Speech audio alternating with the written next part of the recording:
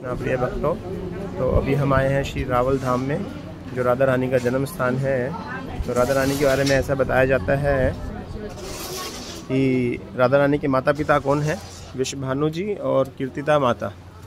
तो वो यहीं पर रहा करते थे। तो ये जो प्लेस है बिल्कुल गोकुल के पास में है। तो यहाँ पर वो रहा करते थे और उनके पास कोई संतान नहीं थी। तो बिल्कुल पास में ही यमुना जी का भी तट है और उस समय पर यमुना जी यहाँ तक आया करती थी, जो आपको झाड़ियाँ दिखाई दे रही हैं। तो यमुना जी में उनके माता पिता डेली स्नान करते थे और उनसे प्रार्थना करते थे संतान प्राप्ति के लिए। तो एक दिन उन्होंने देखा कि यमुना जी में एक बहुत ही बड़ा extra ordinary big lotus flower यानी कि कमल का फूल उनकी तरफ आ रहा था। देख सकते हैं यमुना जी उस तरफ है पीछे की तरफ, और तो वो फूल उनकी तरफ आ रहा था और उस फूल में उस फूल में छोटी सी कन्या थी।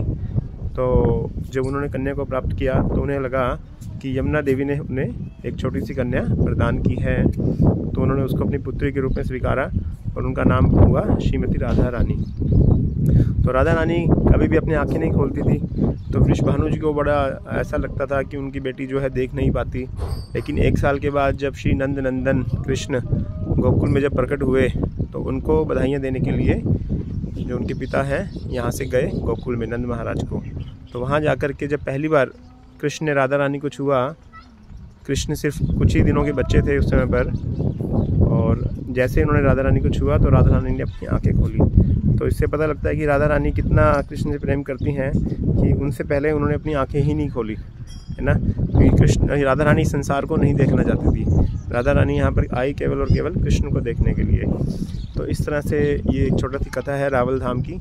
और यहीं से जब गोकुल से जब नंद महाराज वृंदावन शिफ्ट हुए उसके बाद नंद गाँव की तरफ, तो उस तरह से जो है उन्हीं के पीछे पीछे जो विश्वभानु जी हैं वो यहाँ से शिफ्ट हुए, पहले Vrindavan, then after Vrindavan towards Barsana.